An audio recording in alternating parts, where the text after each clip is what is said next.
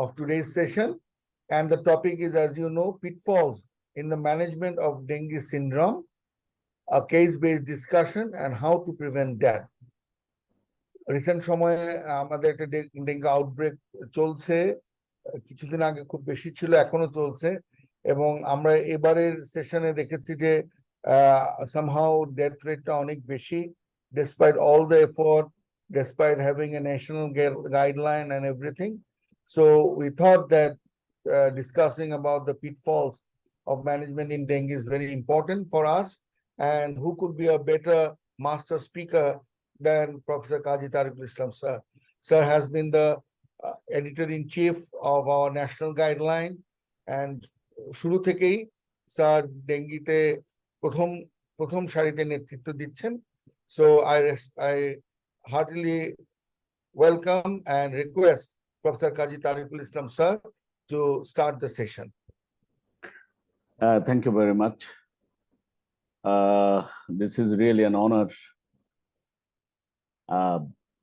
What Professor Mugni told, that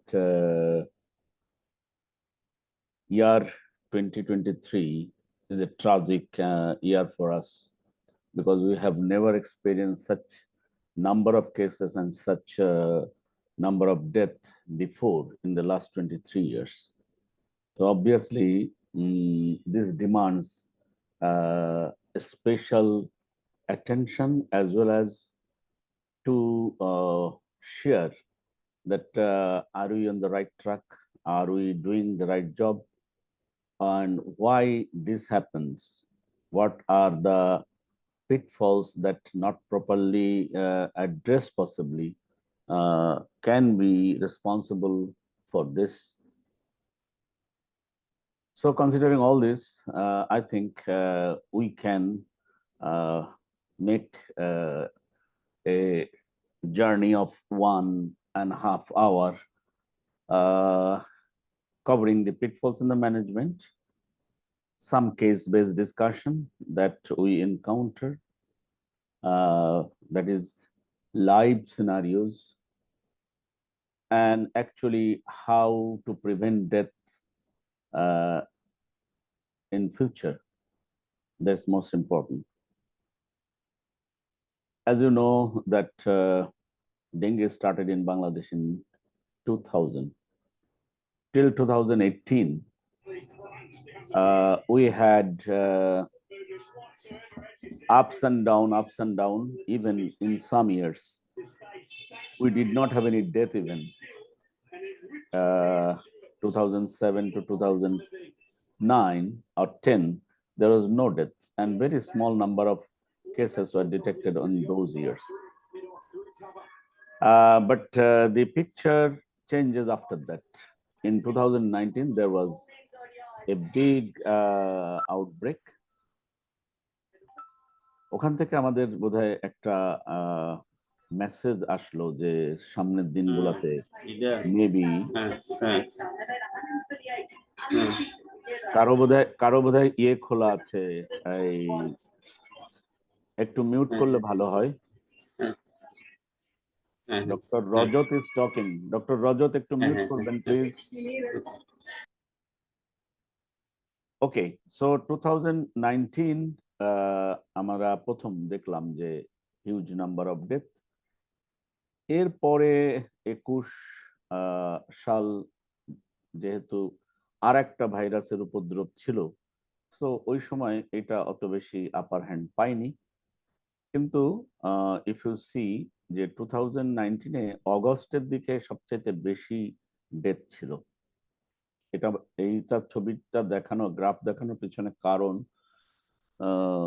that there is shift of the attack of the virus. তারপরে আমরা 2022 দেখলাম যে 281 death out of 62,382.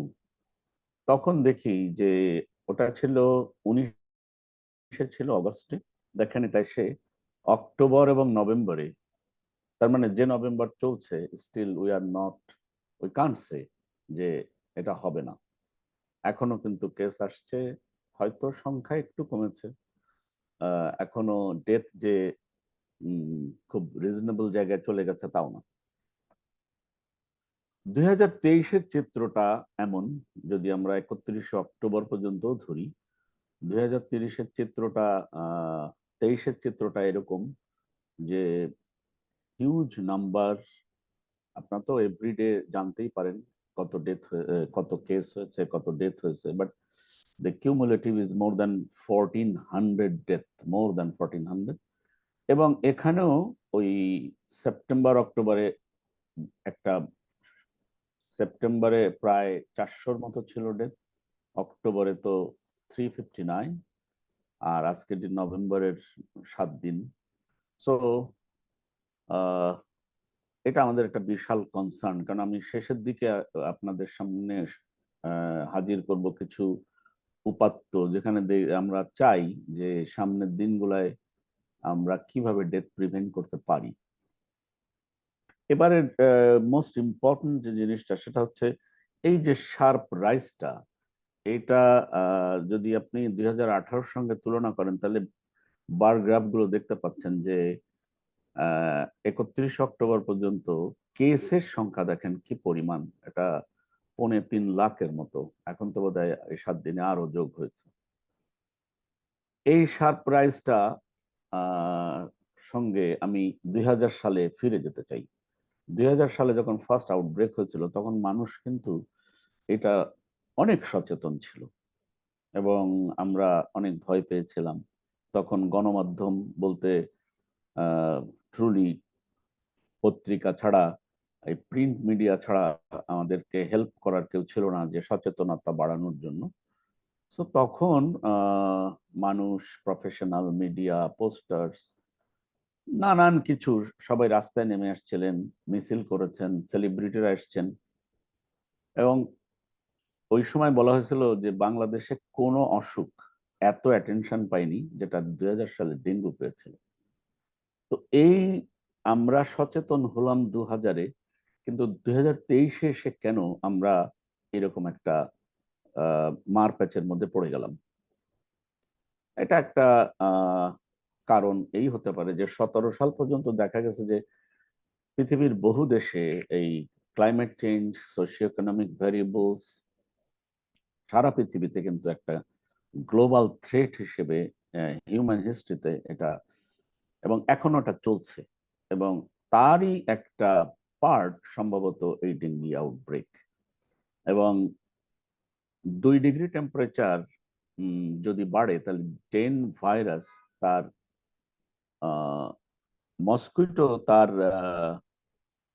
Larva, pupa larva থেকে একদম adult mosquito হতে ওর সময় অনেক কমে যায়। সো আবার একটা হটেস্ট টেম্পারেচারের পরে ও আর পারে না, কিন্তু আমাদের দেশের এই আবহাওয়ার কারণে the mosquito they are causing this. আমাদের এখানে দুটো জিনিসই আছে, একটা হচ্ছে হিউমিডিটি, যেটা মস্কুইটো ম্যাচিওর হওয়ার জন্য খুব জরুরি, আর একটা হচ্ছে এই ড্রাই ওয়েদার, মাঝে মাঝে থেমে থেমে বৃষ্টি।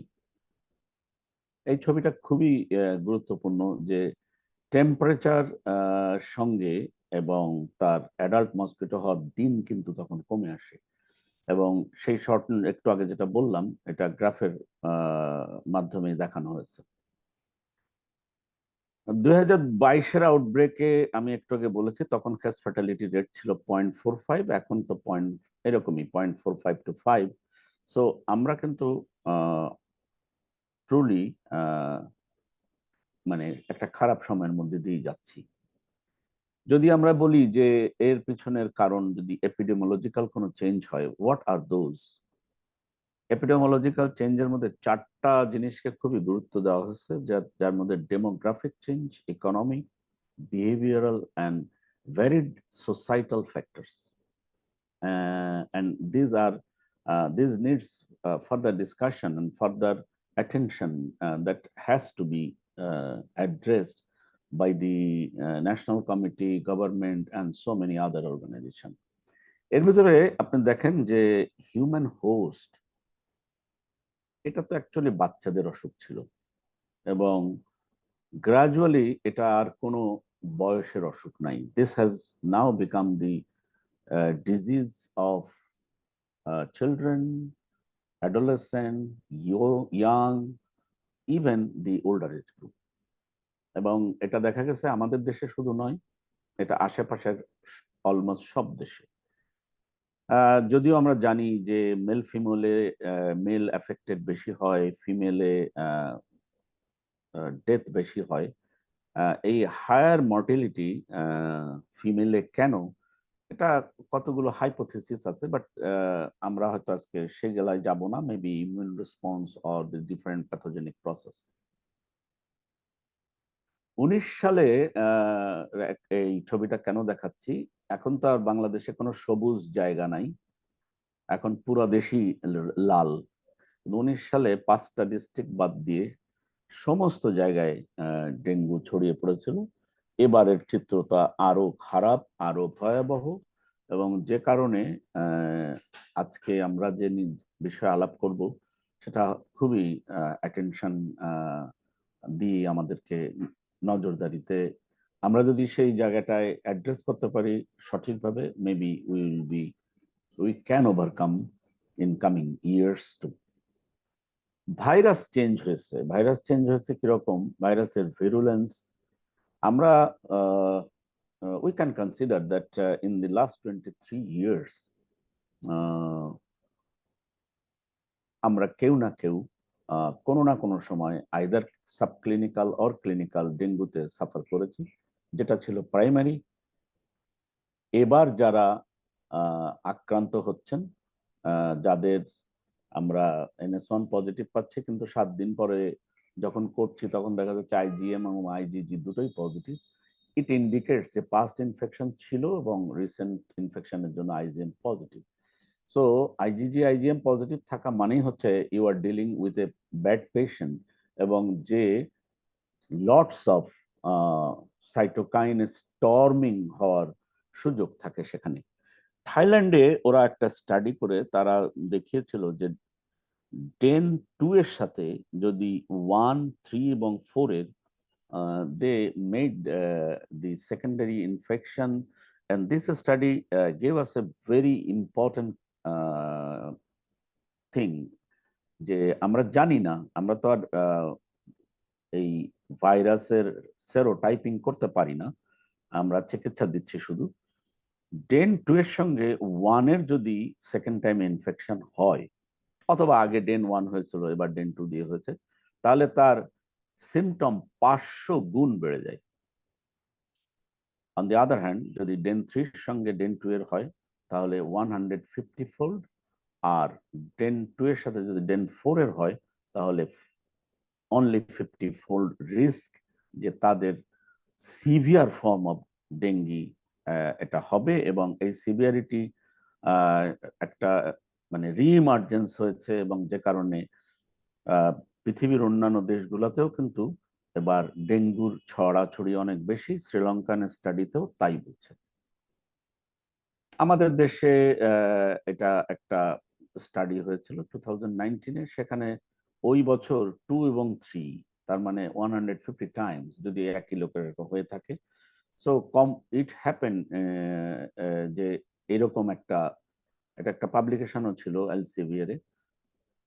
এরপরে আমরা দেখছি যে যারা ওই কোভিড আসলো, কোভিড এসে একটু পজ হলো, but ultimately we did not get very comfort zone. আগে আমরা বলা হতো যে this is a disease of the urban area, এবং ভেক্টর বায়োনমিক্স তাই বলতো, কিন্তু পরে দেখা গেছে যে no, this has been spread to the rural area. এখন গ্রামগঞ্জে সব জায়গাতেই আপনারা জানেন যে এই এডিস অ্যাজেপ্টির বাইরে অ্যালবোপিক্টাস এরা সাধারণত একটু গ্রামগঞ্জে বেশি থাকে। So they are carrying this to mosquito, সমানে তারা এটা স্প্রেড করে যাচ্ছে। সিজনাল ভ্যারিয়েবিলিটিতে বলা হতো যে এটা বেশিরভাগই, এটা নামই ছিল ডিজিজ অফ মনসুন, কিন্তু এখন আর কোনো ডিজিজ অফ মনসুন নেই। আজকে নভেম্বরের 7 তারিখ, গত 15 দিন কোনো বৃষ্টি নাই, কিন্তু তারপরেও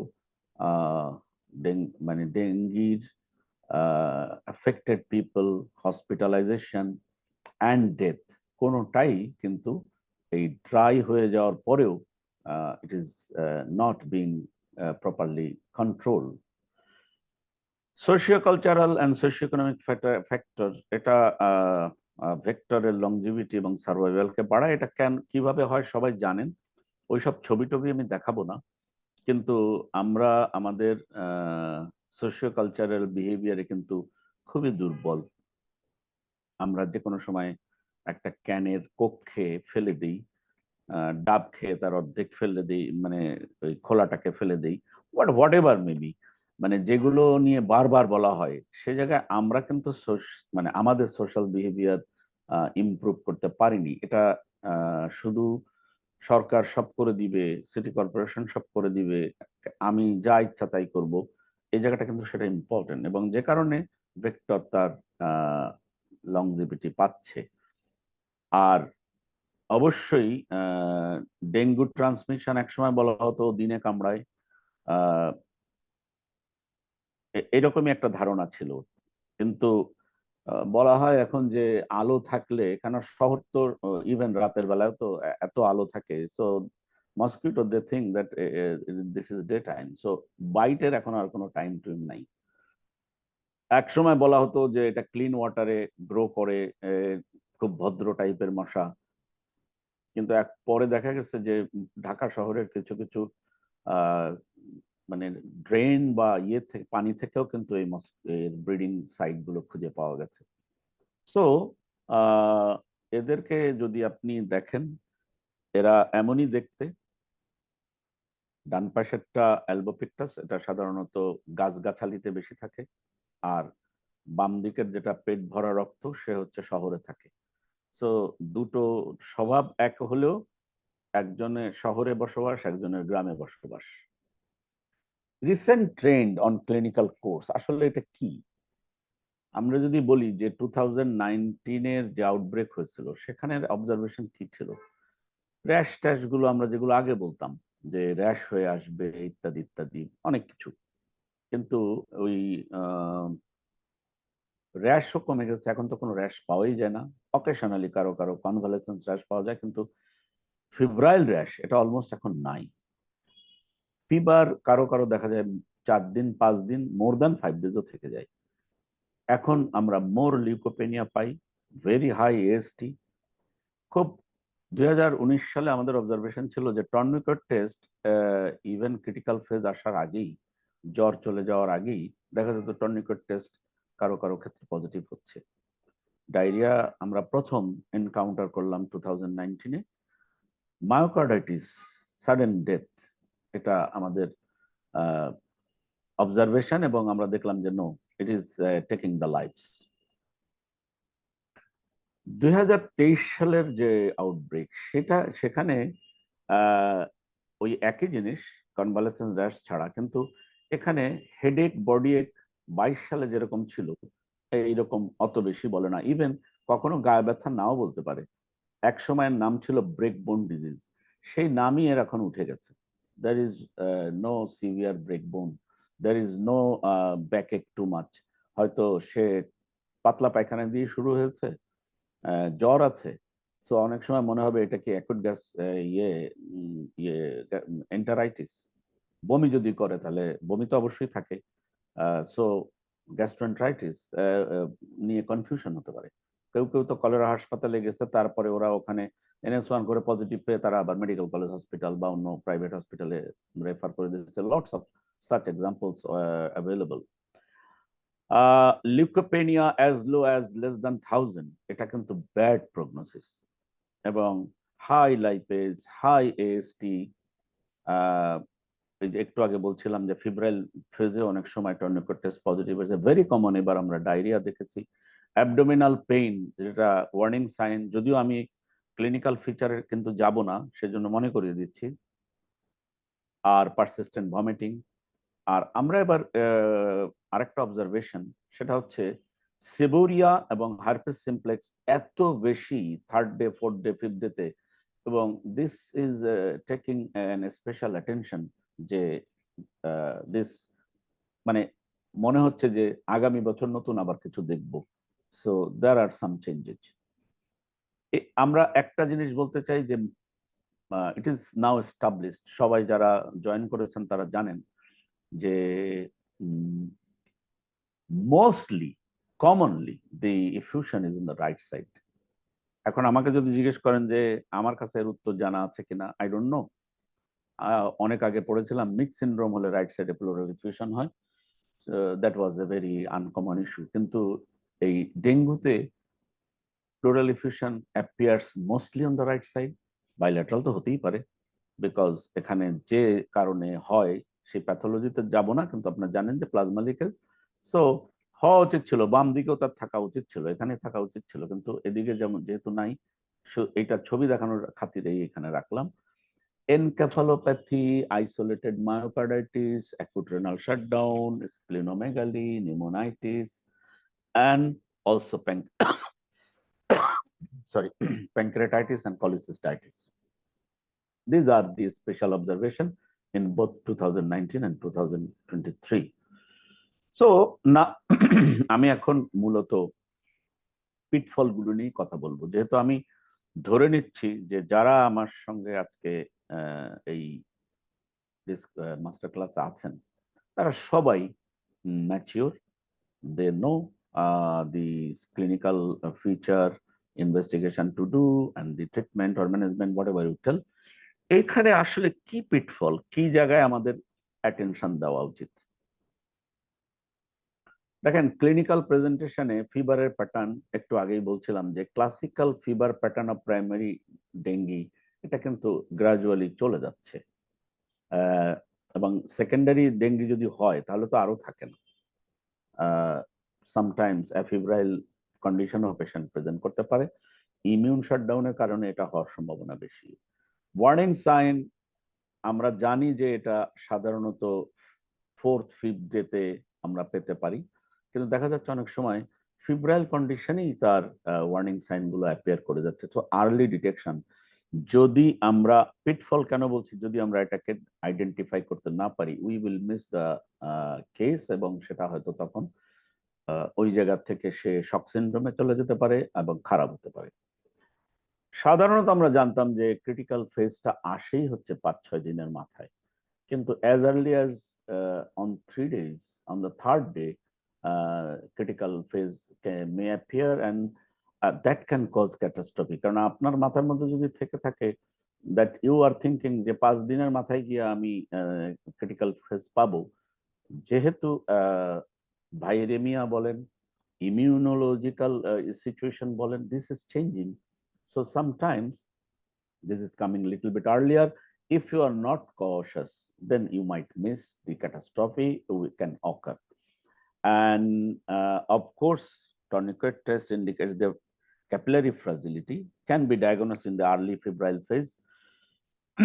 আমরা এটা অনেক জায়গায় করতে দেখি না। আমি বিনীত অনুরোধ জানাবো যে টর্নিকেট টেস্ট বেডসাইডের এমন একটা ইস্যু যে আপনি আগের থেকে আন্দাজ করতে পারবেন যে একটা আমি টর্নিকেট টেস্ট কিভাবে করে সেখানে যাব না, কারণ অনেক অন্য কথা বলার আছে।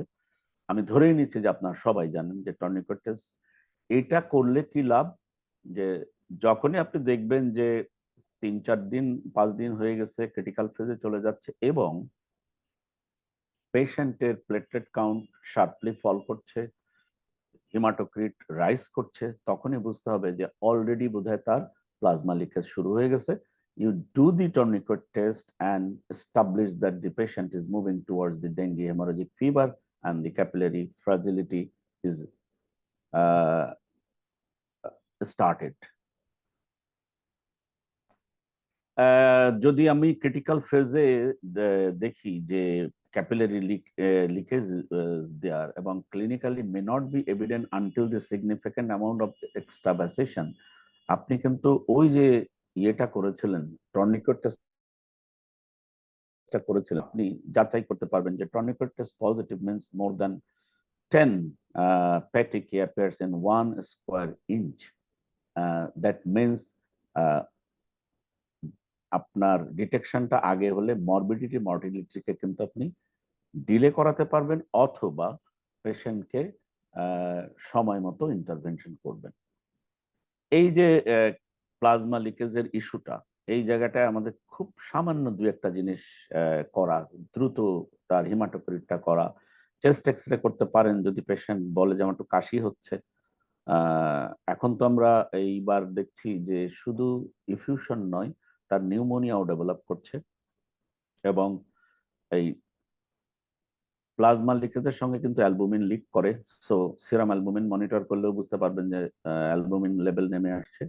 And if you think, then you can go for an ultrasound. Patient যদি বলে যে আমার অ্যাবডোমেনটা আগের চেয়ে, তো সে ওই রকম ওয়ার্নিং সাইনের কথা বলে নাই, কিন্তু প্লাজমা লিকেজ শুরু হয়ে গেছে।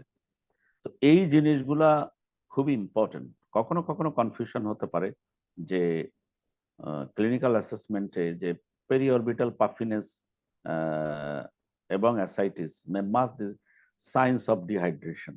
আপনি মনে করলেন যে এর তো দেখে চোখে মুখে পানি আসছে, তাহলে বোধহয় তাকে ফ্লুইড দিতে হবে না। ফ্লুইড তো আসলে সিস্টেমিক সার্কুলেশন থেকে বাইরে চলে গেছে। যদি তার এরকম অ্যাসাইটিস থাকে আর একটু রেনাল ইম্পেয়ারমেন্টের জন্য তার পেরিঅরবিটাল ইডিমা হয়, ডু নট থিঙ্ক যে আমি ফ্লুইড দিলে তার ওভারলোড হবে, বরং তার ইন্ট্রাভাস্কুলার ভলিউম লো হয়ে গেছে, ওখানে কিন্তু আপনি তার বিপি শাটডাউন হয়ে যাবে, সেই জায়গাটা কিন্তু আপনাকে অ্যাড্রেস করতে হবে। আমি যেহেতু শক, নন শক, ডিকম্পেনসেটেড নন ডিকম্পেনসেটেড, এই জায়গাগুলো যেহেতু আমি আলোচনায় যাব না, আমি পিটফল নিয়ে কথা বলবো, সেজন্য আমি একটু খেয়াল করতে বলবো যে এই জায়গায় দয়া করে আপনারা একটু খেয়াল করবেন।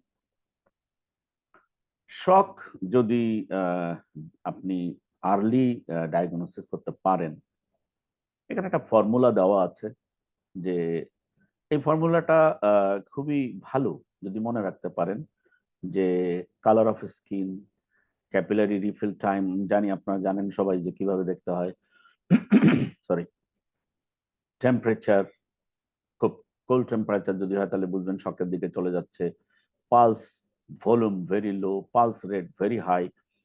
এই সিসিটিভি আর মানে হচ্ছে প্রত্যেকটার ফার্স্ট লেটারটা নিয়ে এটা মনে রাখার জন্য বলা হয়েছে। তাহলে আপনি আর্লি ডিটেকশন করতে পারলে ইউ ক্যান কাম ইভেন নেয়ার নর্মাল ব্লাড প্রেশারে কিন্তু পেশেন্ট শকে থাকতে পারে। এই জন্য এটার নামই হচ্ছে normotensive shock or compensated shock. You can miss, সেই জন্য রোগীর গায়ে হাত দিতে হবে। হাত দিয়ে কিছুই না, পেশেন্টের just you take the pulse, তাহলে দেখলেন যে তার দুইটা আপার আর্ম একদম বরফ হয়ে আছে, ঠান্ডা হয়ে আছে, তাহলে বুঝলেন যে পেশেন্ট শকে আছে। যতই সে বলুক হ্যাঁ আমি ভালো আছি ডাক্তার সাহেব, ডোন্ট টেক দিস পয়েন্ট। আপনাকে দ্রুত পেশেন্টটাকে শক ম্যানেজমেন্ট করতে হবে। এই যে কোল্ড পেরিফেরি, ও কিন্তু আপনি চলে যাবেন, তারপরে দেখা যাবে আপনার ডাক্তার আপনাকে ফোন দিছে, স্যার পেশেন্ট তো এখন আর কথা বলছে না, অথবা সামথিং হ্যাপেন।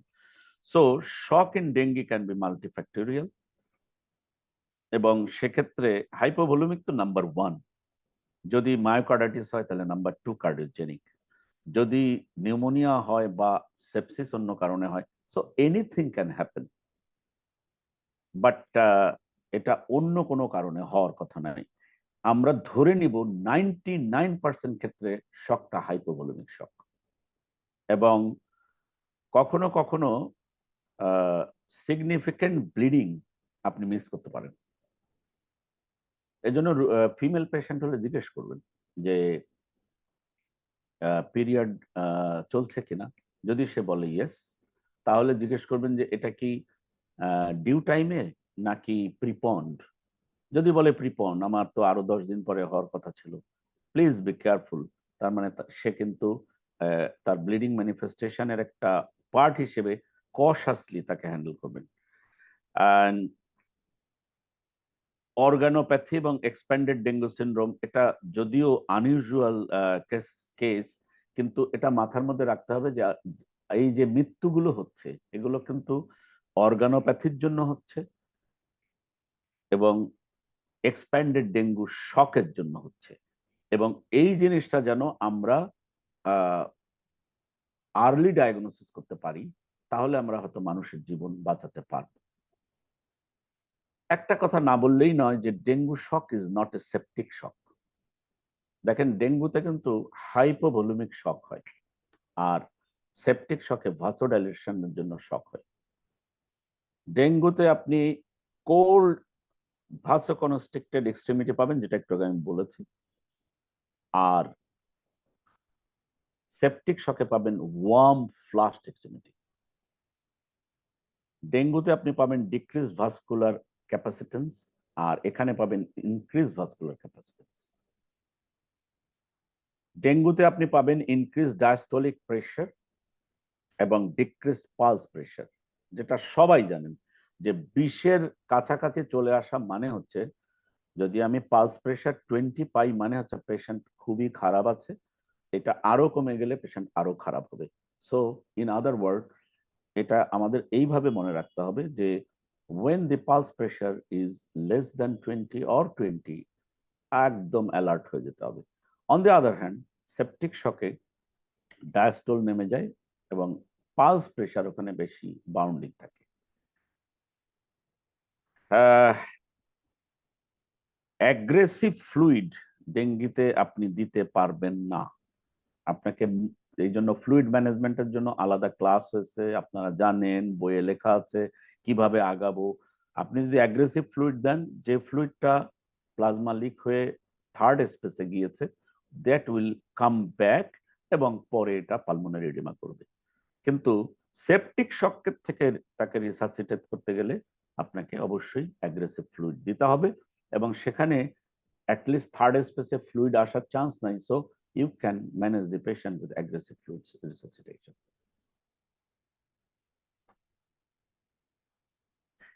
ইনভেস্টিগেশনের পিটফলস গুলো নিয়ে এখন আলোচনা করব। ইনভেস্টিগেশনের পিটফলস এর মধ্যে দেখেন কিছু ফ্যালাসি আছে NS1 অ্যান্টিজেনের ইন্টারপ্রিটেশন নিয়ে। Haematocrit and platelet count in dengue, এটা নিয়ে বহুবার বলা হয়েছে, তারপরেও আজকে বলবো, কারণ এই জায়গাগুলো আমরা সঠিক অ্যাড্রেস না করলে আমরা সঠিক ম্যানেজমেন্ট করতে পারবো না। ট্রান্সামাইনেজ যে বেড়ে যায়, তাতে ডায়াগনোসিসে বা সিভিয়ারিটিতে কি ইম্প্যাক্ট ফেলবে। আইজিএম এর আইজিজির কথা একটু আগে বলছি, তারপর আর একটু ডিটেল বলবো। আর সেরোটাইপ জেনোটাইপ যদি ডেঙ্গুতে সিভিয়ার রোল প্লে করে, এটা আমি একটু আগে দেখেছি, থাইল্যান্ডের একটা স্টাডি। আর এবিসিএস ইন ডেঙ্গি, এটা তো আপনারা জানেন যে this seek some special attention. NS1 test in secondary dengue এবং তার নিয়ে কয়েকটা কথা খুবই important. This has been published in PLOS। এখানে খুব ইম্পর্টেন্ট হচ্ছে significant reduction in NS1 antigen sensitivity in secondary dengue is associated with the previous infection and presence of IgG. IgG আগে থাকার জন্য এই টেস্টের সেন্সিটিভিটি কমে যায়। তাহলে আপনি NS1 নেগেটিভ পেলে, এটা যে সেকেন্ডারি ডেঙ্গু সবসময় তা নাও হতে পারে, কিন্তু মাথার মধ্যে অন্তত থাক যে NS1 পাইনি মানে আমাকে অবশ্যই 6th ডেতে একটা সেরোলজি করতে দিতে হবে। আর যদি লোয়ার ভাইরাল লোড হয় শর্ট ডিউরেশনের জন্য, কেননা আপনারা জানেন যেটা 5 দিনের পরে দেহে কোনো ভাইরাস থাকে না। যেমন আমরা বলি, আমরা দেখি যে মশারি টাঙিয়ে আছে, যদি 6-7 দিন হয়ে গিয়ে থাকে তার তো মশারি টাঙা থাকার দরকার নেই, কারণ ওর শরীরে আর কোনো ভাইরাস নেই। তো ভাইরাল পিক সাথে কিন্তু NS1 এর রিলেশন, যদি ও লো লোড থাকে এবং শর্ট ডিউরেশন থাকে তাহলে নাও পেতে পারে। যে কিট আমি ব্যবহার করছি সেই কিটটা কোত্থেকে আসছে, কারা বানিয়েছে, এটা সেন্সিটিভিটি কত, আমরা কি কোনোদিন তা কাউকে, কোনো অথরিটিকে আমরা জিজ্ঞাসা করেছি? যারা এখানে বিজনেস করছে বা যারা নিয়ে আসছে, এটার সেন্সিটিভিটি কত পার্সেন্ট, সেটাও আমরা কোনোদিন জানতে চাইনি। NS1 নেগেটিভ, এটুকুর পরে আর পরের লাইন আর কেউ জানতে চায় না। সেই জন্য এলিজা কস্টলি, অ্যাভেলেবল হয় না, কিন্তু এলিজা তো সবচেয়ে ভালো। কিন্তু আমরা যেটা করি আইসিটি টেস্ট কিটের মাধ্যমে, এটা কান্ট্রি টু কান্ট্রি ভ্যারি করে, এবং যদি ভালো দেশের তৈরি এটা না পাওয়া যায় তাহলে you can miss. NS1 sensitivity is also seen lower in very severe disease. দেখেন একটু আগেই কিন্তু আমরা বললাম যে ভেরি সিভিয়ার ডিজিজ কাদের হয়, ওই যে যার আইজিজি, যার আগে একটা প্রিভিয়াস ইনফেকশন ছিল। তাহলে কতটা ইন্টারেস্টিং, সিভিয়ার ডিজিজে NS1 আর ওইটা কিন্তু অলমোস্ট সমার্থক, প্রায় অর্থ একই। তাহলে আমি তার সাইটোকাইন মানে ডিসচার্জ অনেক বেশি হবে, সেক্ষেত্রে NS1 এর দিকে তাকায় বসে থাকলে হবে না। Difference in sensitivity between serotype, বলা হয় হাইয়েস্ট সেন্সিটিভিটি ডেন 1 শো করে, মানে সেরোটাইপেরও মধ্যে দেখা যায় যে অ্যান্টিজেন কে আগে শো করবে, হাইয়েস্ট সেন্সিটিভিটি ডেন 1-এ, আর লোয়ার সেন্সিটিভিটি ডেন 2 এবং 4 সেরোটাইপে। বাংলাদেশে এবার 2-3 বেশি চলছে। আমরা ধরে নিতে পারি লোয়ার সেন্সিটিভিটি 2 যদি এটা প্রিভেইল এবং রান করে থাকে, তাহলে এটা বোধহয় একটা কারণ। আমার যেহেতু সবকিছু করার সুযোগ নাই, আমার বিদ্যা বুদ্ধি এবং কমন সেন্স অ্যাপ্লাই করতে হবে। Very important this graph. যখন আমি প্রাইমারি ইনফেকশন দেখছি যে ভাইরাস ঢুকেছে, ভাইরাস শরীর থেকে যেতে শুরু করে 5 দিন পরে ভাইরাস আর থাকে না, কিন্তু NS1 আপনি 5 দিন পর্যন্ত তো অবশ্যই পাবেন, কখনো কখনো 6-7 দিনে যে পাওয়া যাবে না তা কিন্তু নয়।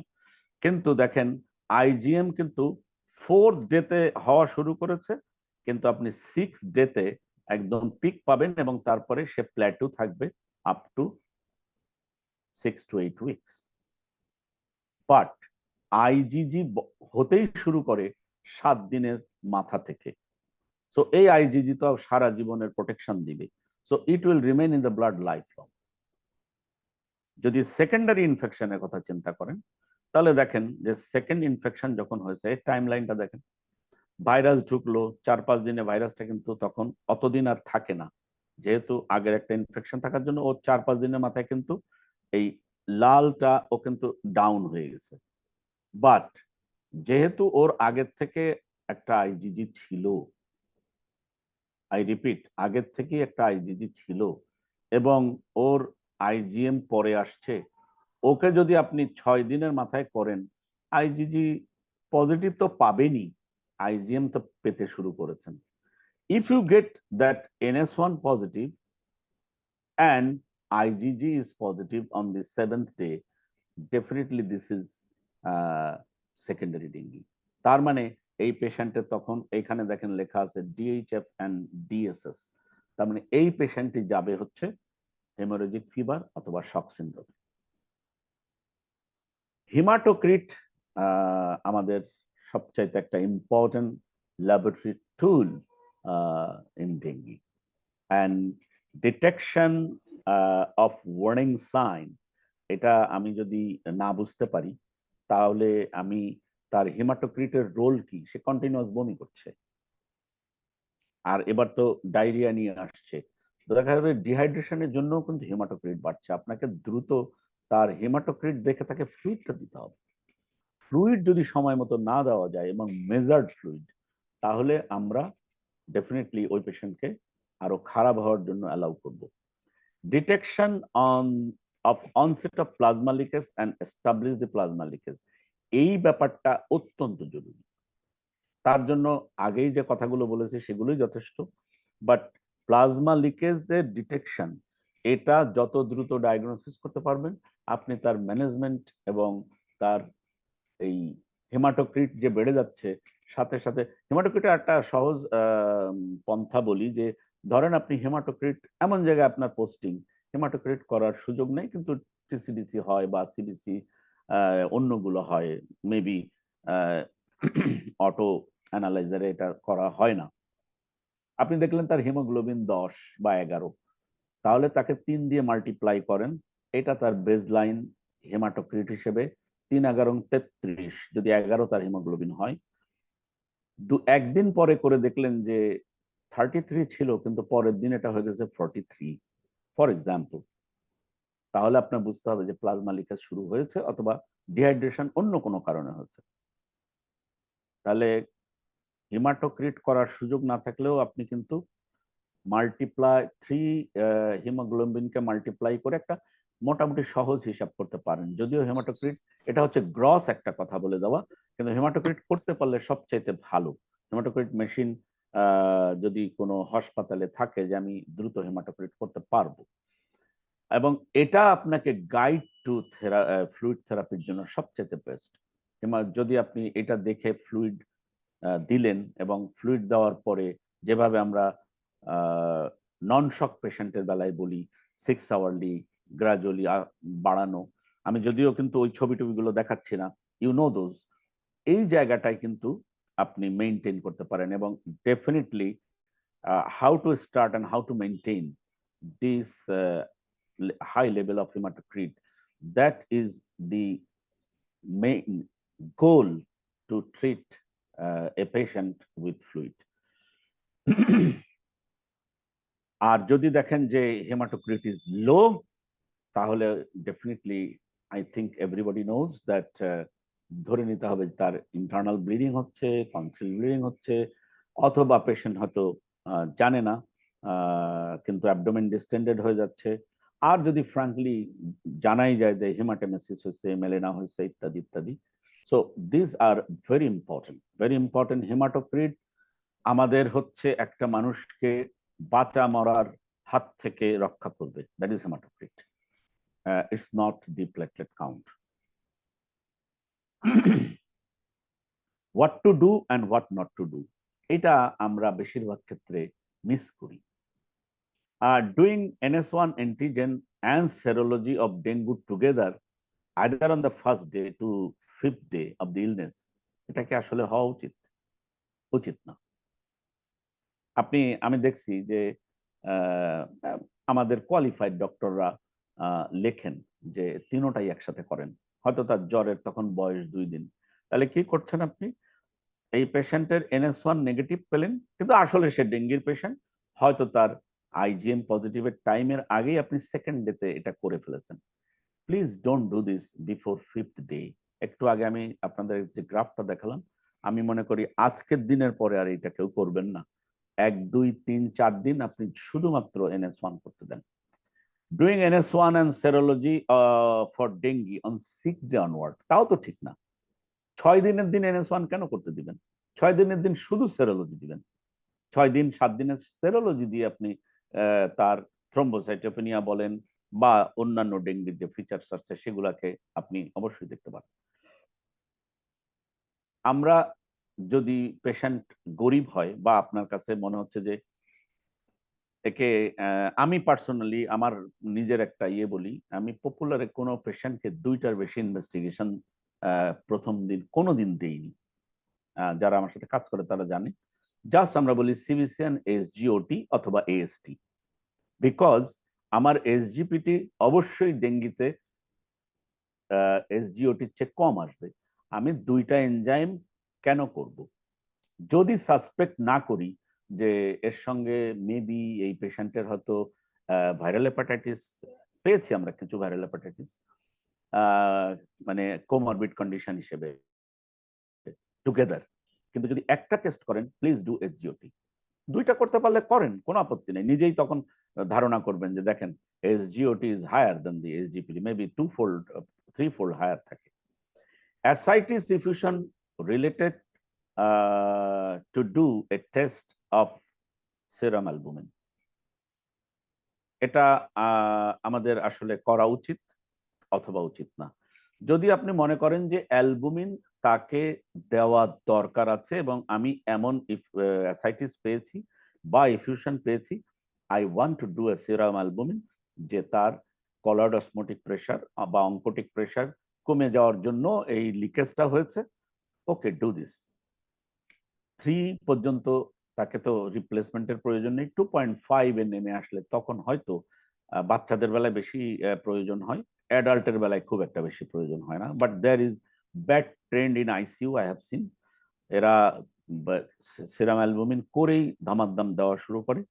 সো এই যে আমরা মানে গাইডলাইনে স্টিক করে থাকতে পারি না, এটা আমাদের জন্য খুব দুঃখজনক। Very high serum ferritin with bicytopenia, অর্থাৎ লিউকোপেনিয়া আছে, থ্রম্বোসাইটোপেনিয়া আছে। আপনি দেখলেন যে কোনো কারণে আপনি ফেরেটিন করতে দিয়েছেন পেশেন্টের, ফেরেটিনটা ভেরি হাই বলতে ওরা 500 বলেছে, আমরা 1000-1500 প্রায়শই পাই।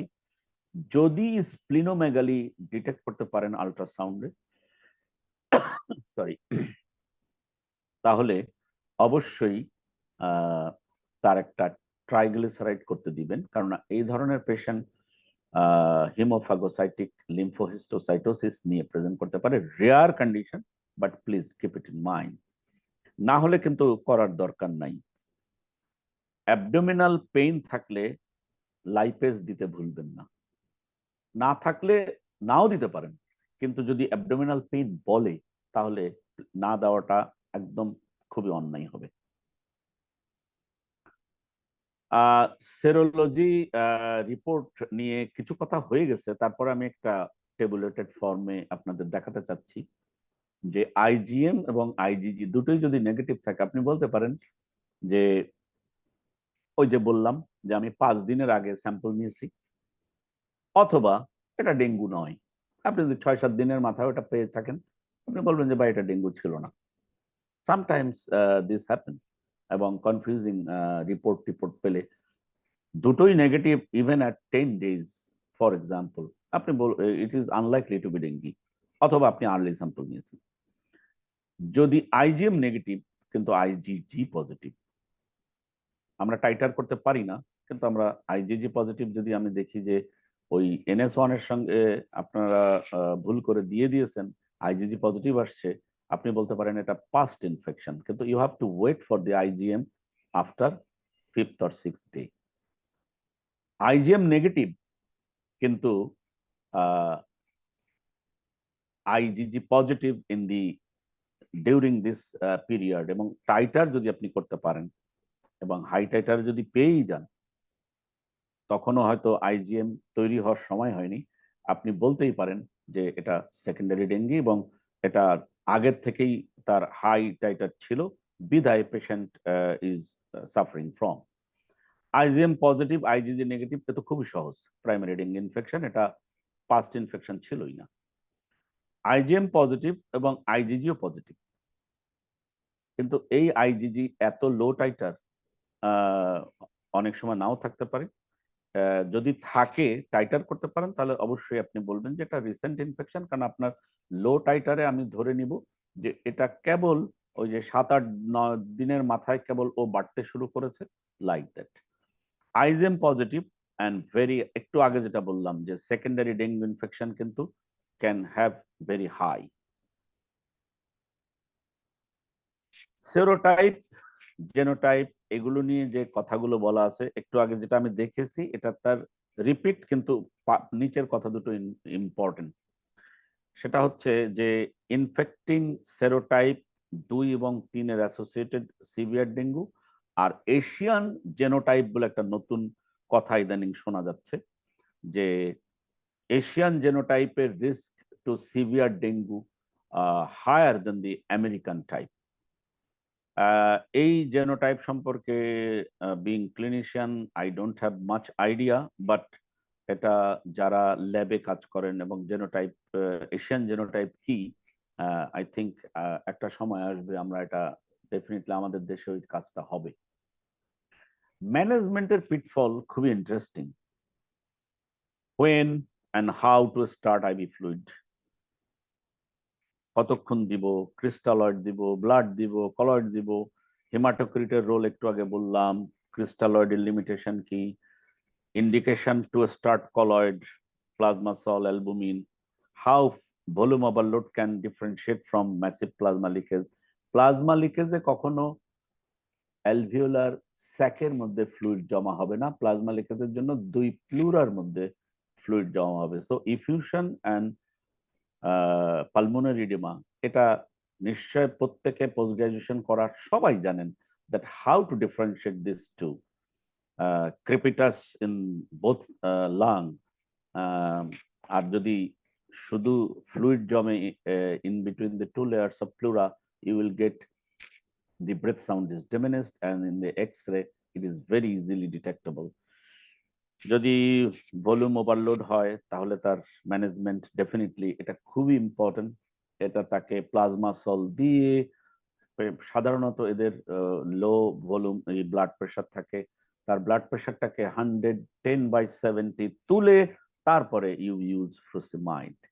Is there any role of any antibiotic or dengue in steroid in dengue? Steroid in dengue নিয়ে অনেক কথাবার্তা আমি মানে দুঃখের সাথে জানাচ্ছি যে injudicious use of steroid as well as antibiotic is being held in Bangladesh. দেখেন আইভি ফ্লুইড দেওয়া হয়েছে একটা পেশেন্টকে ইনজুডিশিয়াসলি, যার রাইট লাং লেফট লাং দুই জায়গায় কিন্তু it's not pleural effusion with upper crescentic border, something like that. But this patient যেহেতু সুপাইন নিয়েছে এই জন্য ছবিটা এরকম আসছে, কিন্তু after treatment with frusemide this is the only one. And আপনি যে যদি কলার্ড অসমোটিক প্রেশারটাকে তার ভালো করতে পারেন, এখানে অ্যালবুমিনের একটা রোল আছে। So you can first you use the plasma to bring the blood pressure in such a level that you can use the IV furosemide, and side by side you can use furosemide. হয়তো দেখা যাবে albumin, because দেখা যাবে যে তার সম্ভবত albumin 2.5 around নেমে আসছে। আপনি যদি দিতে পারেন খুবই ভালো। একটা অ্যালবুমিনের দাম তো জানেন অনেক দাম, সো দুটো তিনটে দিতে পারলে definitely the patient will improve, এবং তাতে কলার্ড অঙ্কোটিক প্রেশার যখন বাড়ে automatically the fluid will come back to the systemic circulation. একটু আগে আমি বলেছি যে এটা আপনি দিতেই পারেন, এবং there is no role of antibiotic or no role of steroid here. Fluid দেওয়ার ব্যাপারে এটা সবাই জানে, তবু আমি একটু জাস্ট মনে করিয়ে দেওয়ার জন্য যে 40 ml পার আওয়ার যদি দিতে চান 10 drops is enough. দেখেন যদি আপনি সারাদিন ধরেও 40 ml 10 drops পার মিনিট যদি দেন, তাহলে 40 ml পার আওয়ার দেওয়া হবে। 24 ঘন্টাতে আপনি তাকে কতটুকু দিচ্ছেন? 1200 আর 1000, সামথিং লাইক দ্যাট, 1000-এর মতো ফ্লুইড। এবং এটা জাস্ট মাল্টিপ্লাই, 80 ml হলে 20 ড্রপস, 100 ml হলে 25 ড্রপ, আর 200 ml পার আওয়ার যদি দিতে চান তাহলে 50 drops. Hematocrit measurement every hour sometimes required and more important than platelet count during management. আমি এটা আগে বলে আসছিলাম, এখানে রিপিট করলাম এই কারণে, যেহেতু আমি ট্রুলি কোনো ম্যানেজমেন্ট বলছি না, যেহেতু আমি ধরে নিচ্ছি আপনারা সবাই ম্যানেজমেন্ট জানেন, আমি শুধু পিটফল নিয়ে আলোচনা করছি যে কোন জায়গাটায় আমার অ্যাটেনশনটা হলে I can save a life. ক্রিস্টালয়েডের কিছু লিমিটেশন আছে। লিমিটেশনটা হচ্ছে লার্জ ভলিউম 0.9% যদি দেন তাহলে আপনি হাইপার ক্লোরোমিক অ্যাসিডোসিস করতে পারেন। তো এটা কিন্তু ল্যাকটিক অ্যাসিডোসিসের সঙ্গে একটা কনফিউশন তৈরি হতে পারে, ওই যে এবিসিএস এর মতো মনে হবে, হেন হবে তেন হবে, শকটা প্রলংড হতে পারে সেক্ষেত্রে। এবং সেক্ষেত্রে আপনি সিরাম ক্লোরাইড লেভেল যদি নর্মালের চেয়ে এক্সিড করে আপনি স্টপ করেন, স্টপ করে তাকে রিঙ্গাল ল্যাকটেট দিয়ে দেন। ধরেন আপনি তার একটা ইয়ে করেছেন, you have done one electrolyte and you saw that the chloride level is high, stop normal saline, and যেহেতু আপনি পানি তো দিতে পারবেন না, ডেক্সট্রোজ অ্যাকোয়া দিতে পারবেন না, you have to give the electrolyte containing, so lingual lactate is, কিন্তু মনে রাখতে হবে এর কিন্তু সোডিয়াম এবং ক্লোরাইডের ইয়ে কিন্তু কম রিঙ্গাল ল্যাকটেটের। বাট এখানে আরেকটা কথা, পরের লাইনটা খুব important, potassium containing solutions such as lactated ringer আমরা ট্র্যাডিশনালি অ্যাভয়েড করি যাদের হাইপারক্যালেমিয়া আছে। যদি একটা পেশেন্টের সিকেডি থাকে তাকে আপনি রিঙ্গার ল্যাকটেট বা ল্যাকটেটেড লিঙ্গার দিলে কিন্তু তার হাইপারক্যালেমিয়াটা বাড়বে।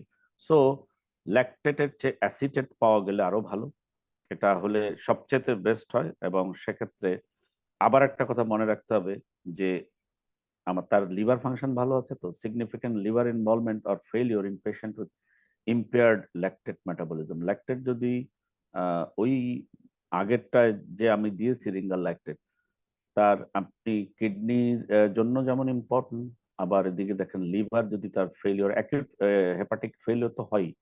So we should consider ringer acetate should be considered instead of. এটা আমি কিন্তু ধাপে ধাপে বলে আসলাম।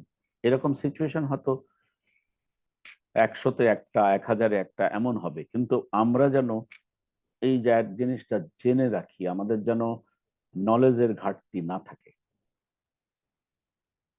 কলয়েড রিকমেন্ডেশন কখন? যখন পেশেন্টের, ধরেন একটা পেশেন্ট, আমি একটা উদাহরণ দিই বলি, একটা এক্সাম্পল দিই বলি। একটা পেশেন্ট আসছে এমার্জেন্সিতে, আপনি অ্যাটেন্ড করেছেন। পেশেন্টের ব্লাড প্রেশার নন রেকর্ডেবল অথবা খুবই feeble pulse, maybe 70/50 or something like that, এবং তার পেট ডিস্টেন্ডেড এবং শ্বাস নিতে কষ্ট হচ্ছে। আপনি দেখেই বুঝে ফেলেছেন যে ম্যাসিভ প্লাজমা লিকেজ হচ্ছে। কোনো ক্রিস্টালয়েডে যাওয়ারই দরকার নেই, স্ট্রেট গো টু কলয়েড।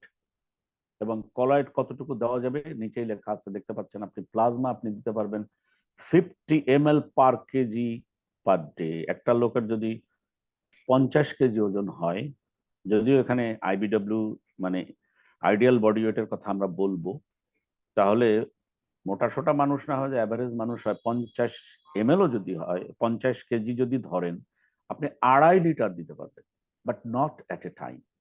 আপনি 500 এটা চার্জ করলেন, পেশেন্ট শক থেকে ইমপ্রুভ করলো, তখন আপনি তাকে মেইনটেনেন্স হিসেবে দিতে পারেন। আর কাকে দিতে পারেন? পেশেন্ট শকে আছে কিন্তু তার হেমাটোক্রিট রাইজ করছে না, অবশ্যই তাকে আপনি প্লাজমা দিবেন, মাস্ট। পেশেন্ট 2-3 ক্রিস্টালয়েড দিয়ে রেসপন্ড করেনি, তাকে অবশ্যই আপনি কলয়েড দিবেন। Colloid solutions is preferred. এবং যখন পালস প্রেশার অনেক কম পাবেন, তখন আর ডাইনে বাই কোথাও তাকানোর দরকার নেই। তার ব্লাড প্রেশারকে রেস্টোর করতে হলে একমাত্র প্লাজমা, ডেক্সট্রান যেহেতু আমরা ব্যবহার করি না, আমাদের দেশে অ্যাভেলেবলও না, ডেক্সট্রানের কিছু সাইড ইফেক্ট আছে, এটার হ্যাজার্ডসও আছে। সো এই প্লাজমা মধ্যে আমরা যে জিনিসটা ব্যবহার করি, that is Voluven, Volulite, this is much safer drug, এবং এটা জীবন বাঁচানোর জন্য যথেষ্ট। So you can go maximum 2.5 litre in a day, কিন্তু আমরা বেশিরভাগ ক্ষেত্রে দেখছি যে 1 লিটার থেকে 1.5 লিটার যদি কাউকে চার্জ করা হয়, সে ম্যাক্সিমাম বেনিফিট পায় এবং সে পেশেন্ট শক থেকে রিকভার করে। এটা একটা সুবিধা হচ্ছে, ও ব্লাড প্রেশার এবং পেশেন্টকে একটা স্টেবল কন্ডিশনে রাখবে প্রায় 6 আওয়ার্স পর্যন্ত। হয়তো আপনার 6 ঘন্টা পরে আরেকবার দেওয়া লাগতে পারে, যে প্লাজমা লিকেজ প্রক্রিয়া এখনো বন্ধ হয়নি বলে। তাহলে আপনি ওই পিরিয়ডটাকে শুধু বাঁচানোর জন্য আপনি তাকে অবশ্যই সেই সময়টা ইউজ করবেন।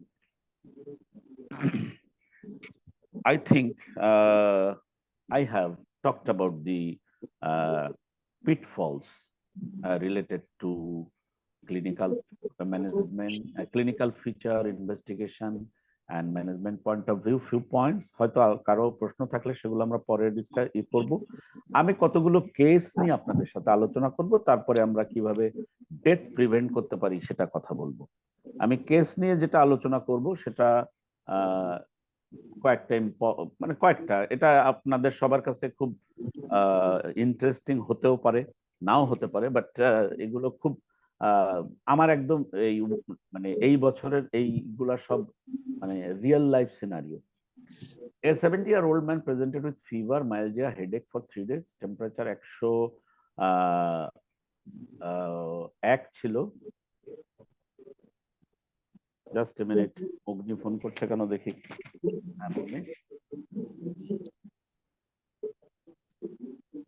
Sure sure.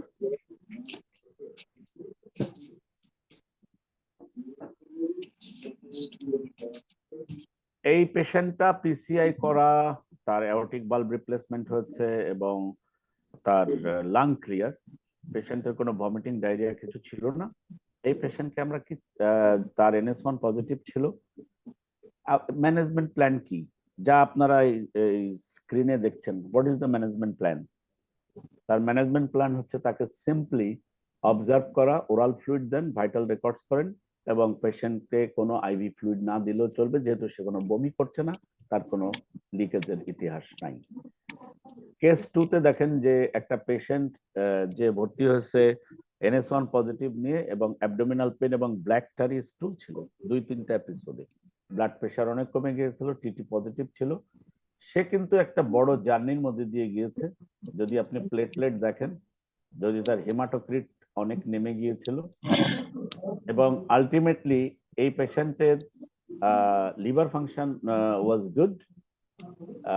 পেশেন্টের যদিও এখানে albumin 2.8, but considering all this পেশেন্টের আপার জিআই এন্ডোস্কোপি করা হয়েছিল বিকজ পেশেন্ট হ্যাড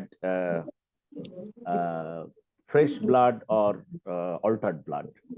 এই পেশেন্টের আলটিমেটলি একটা গ্যাস্ট্রিক আলসার পাওয়া গিয়েছিল এবং পেশেন্ট যদিও তার প্লাজমা লিকেজ ছিল as evidenced by ascites and right-sided effusion, but the patient rescued. পেশেন্টের রাইট সাইডে ইনফিউশন ছিল, পেশেন্টের 2 ইউনিট হোল ব্লাড দিতে হয়েছে, প্লাজমা সল দিতে হয়েছে এবং patient ultimately rescued.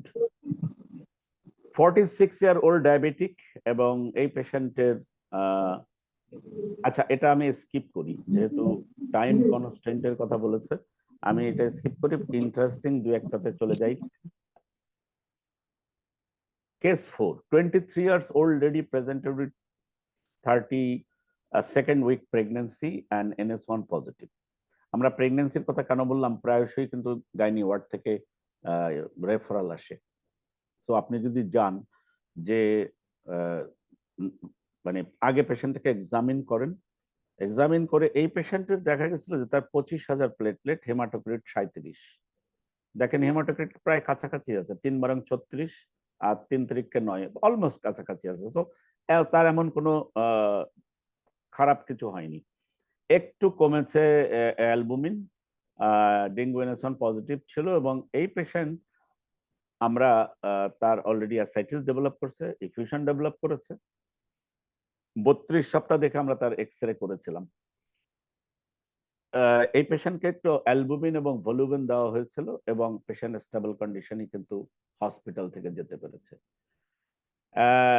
90 years old man এবং সেই পেশেন্টের কতগুলো জিনিস দেখাবো যে পেশেন্টের আলটিমেটলি NS1 নেগেটিভ, ডেঙ্গু সেরোলজিও নেগেটিভ।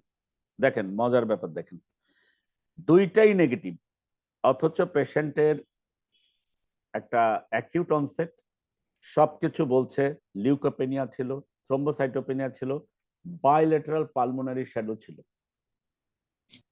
এবং এই পেশেন্ট আলটিমেটলি ম্যানেজ করতে খুবই বেগ পেতে হয়েছে এবং এর এক্সপেক্টেড আউটকাম নিয়ে কিন্তু আমাদের খুবই সন্দেহ ছিল। আমরা নেক্সটটায় চলে যাই, 6-এ যাব না, 7-এ চলে যাই। এই পেশেন্টটার ইন্টারস্টিশিয়াল নিউমোনিয়া হয়েছিল, ডেঙ্গু পেশেন্ট। আমি মানে দেখানোর উদ্দেশ্য হচ্ছে যে সব সময় যে ইফিউশন হবে, সব সময় যে একদম কনসলিডেশন হবে, নিউমোনিয়া হবে তা নয়। ইন্টারস্টিশিয়াল নিউমোনিয়া এবং তারকে স্টেরয়েড, এই পেশেন্টকে পালমোনোলজিস্টের পরামর্শে স্টেরয়েড দেওয়া হয়েছিল এবং আলটিমেটলি দি পেশেন্ট সার্ভাইভড। একটা 15 বছরের বাচ্চা, মাত্র 15 বছর, 5th ডে অফ ফিভারে এই বাচ্চাটা NS1 নেগেটিভ। সে তাকে নন রেকর্ডেবল ব্লাড প্রেশারের জন্য আইসিইউতে নিয়ে যাওয়া হয়, বোলাস চার্জ করা হয়, কলার্ড দেওয়া হয় ক্যালকুলেটেড ইয়েতে এবং আলটিমেটলি পেশেন্টের কিন্তু হার্ট রেট ছিল 160 পার মিনিট এবং তার ব্লাড প্রেশার ওয়াজ 90/70। আইজিএম পরে 7 দিনের মাথায় আইজিএম পজিটিভ আসছিল। This patient had haematocrit very high, 3-11-33 থাকার কথা, এখানে দেখেন অনেক বেশি এবং প্লেটলেট 10,000-এ নেমে গিয়েছিল। পেশেন্টের রেনাল ইনভলভমেন্ট ছিল, পেশেন্টের হেপাটিক ইনভলভমেন্ট ছিল, সেপসিস ছিল, দেখেন এফডিপি ওয়াজ ভেরি হাই, এবং আলটিমেটলি তার আইএনআর ওয়াজ অলসো হাই। এই পেশেন্টের অনেক কিছু লেগেছে। তার যেহেতু মায়োকার্ডাইটিস ছিল, তার ইসিজিতে এসটি সেগমেন্ট এলিভেশন ছিল ইনফিরিয়র এবং ইন্টেরিয়র লিডে, তার troponin I was very high, NT proBNP was high.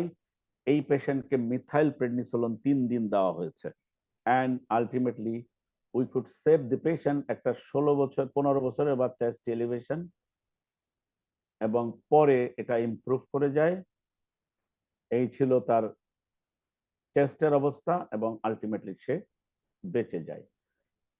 26 বছরের এরকম আরো একটা তার ইন্ট্রাভেনাস মেইনটেনেন্স ফ্লুইড থেরাপি নিয়ে ভমিটিং ডায়রিয়া ছিল, NS1 পজিটিভ ছিল, এবং আলটিমেটলি তার যখন সে ভর্তি হয়, পেশেন্ট কলাপস করে, সোয়েটিং হয়। হি ওয়াজ ইন দ্য ওয়ার্ড, হঠাৎ করে তার সোয়েটিং হয় এবং কলাপস করে। ট্যাকিকার্ডিয়া দেখে দ্রুত নিয়ে যাওয়া হয়, এবং তার ট্রোপোনিন ছিল as high as 30।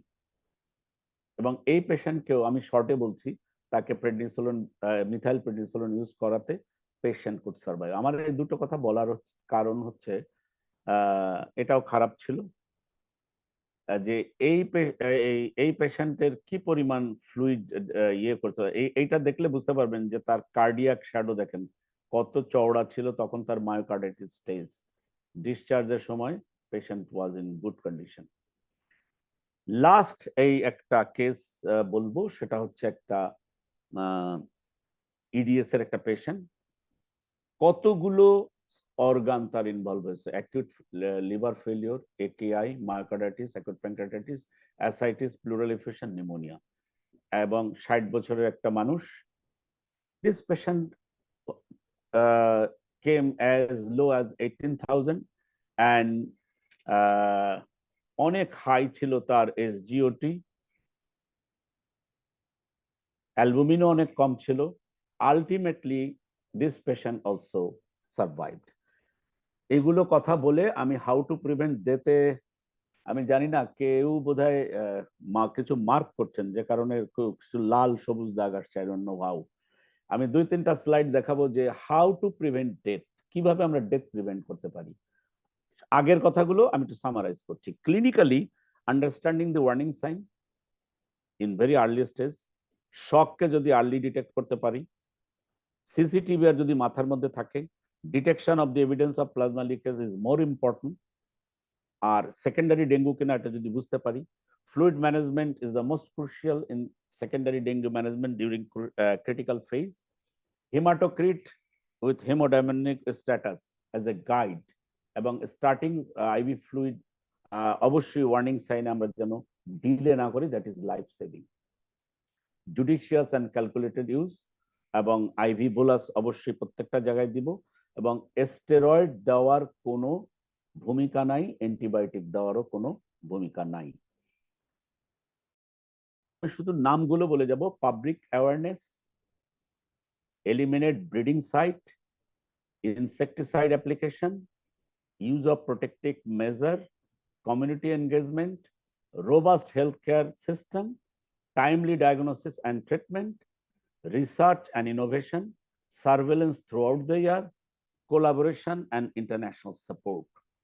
And it is important to note that the specific strategies, measures may vary depending on the outbreak location. And finally, thank you very much. Last part I went very quickly, but I tried to put as much as possible. Thanks once again for your patience hearing. If there is any question, I'm ready to answer.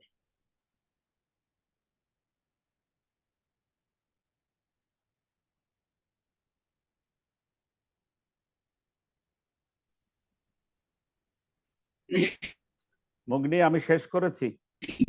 Yes, sir. Yes, sir. Thank you, sir.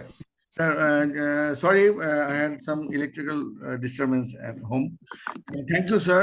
আসলে স্যারকে কৃতজ্ঞতা জানানোর ভাষা নেই যে sir অল্প সময়ের মধ্যে মানে এত চমৎকার একটি লেকচার দিলেন, এবং এটার যে তথ্য বহুল ছিল তাতে আমরা সবাই বুঝতে পেরেছি যে how laborious and meticulously, sir, has prepared this session. Thank you so much, sir. Sir আসলে ডেঙ্গি একটা অনেক বড় একটা সাবজেক্ট, আমরা আজকে অল্প সময়ের মধ্যে ইয়ে করার চেষ্টা করছি। So we have some time constrain. So আমি ইতিমধ্যে যে দু একটা কোশ্চেন আমার নজরে এসছে, আমি সেগুলো একটু স্যারকে দিচ্ছি। যে management of antiplatelet and anticoagulants in patients with old MI or যাদের পিটিসিএ করা হয়েছে বা ভালভ রিপ্লেসমেন্ট করা হয়েছে, এই ধরনের পেশেন্টের অ্যান্টিপ্লেটলেট অ্যান্টিকোয়াগুলেন্ট ম্যানেজমেন্টটা কিরকম হবে sir, if he gets affected with severe dengue? It's very clear that in case of obligatory antiplatelet like metallic bulb, atrial fibrillation, এই সমস্ত জায়গায় যদি অ্যান্টিপ্লেটলেট বা অন্য situation or myocardial infarction recent, in that condition you can go up to as 50,000. I repeat, 50,000.